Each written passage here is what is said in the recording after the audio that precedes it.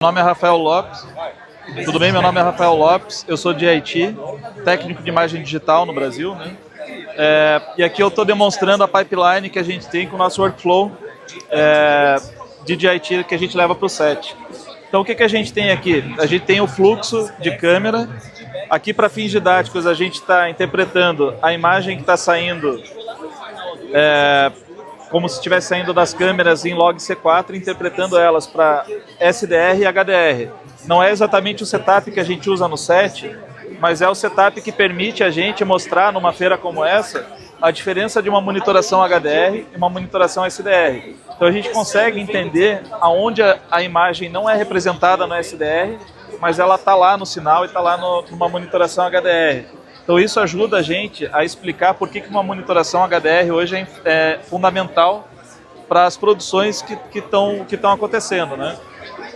O que acontece? O HDR ele é uma interpretação do sinal que representa muito mais informações de luz, contrastes e cores, né?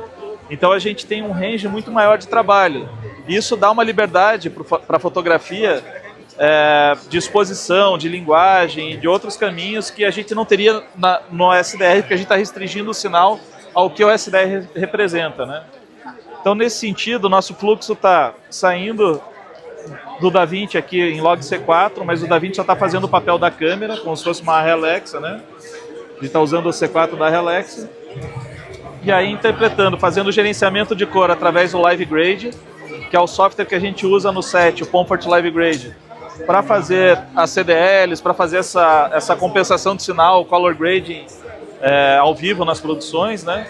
Então a gente está usando esse fluxo para ter uma base em ACES, né? O espaço intermediário ACES, que é o que a gente está usando aqui, colocando o IDT da câmera, que seria a Alexa 35, e a saída de monitoração para SDR e HDR.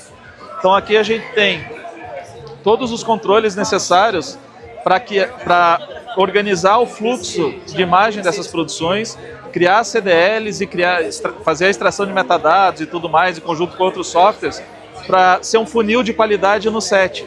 Então, qual que é a nossa função no set? É organizar todo esse fluxo, esses assets, e as informações, metadados, e enfim, tudo que você vai ter de sinal naquele set, tudo que vai gerar de arquivo naquele set, para que a montagem receba isso de uma maneira organizada, a cor receba isso de uma maneira organizada, que a gente consiga suprir todas as necessidades de metadados que, por exemplo, um VFX vai precisar, e que depois do set, todo esse material flua de uma maneira que funcione para as etapas posteriores, né?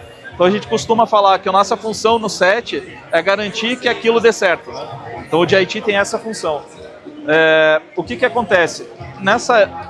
Nesse nosso workflow a gente tem embarcado a monitoração HDR, estamos com 2 monitores HDRs, a gente tem uma mesa de cor para fazer o Live Grade, a gente tem aqui também um Mac Studio que consegue processar as dailies em uma velocidade muito boa, assim, a gente consegue, terminou o set 15, 20 minutos, as dailies estão prontas, as proxies de câmera, né?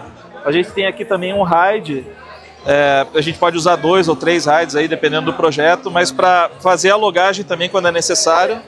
Esses RAIDs são RAIDs de alta performance, então eles conseguem trazer essas imagens, fazer o offload dessas imagens do cartão com uma velocidade bem bacana.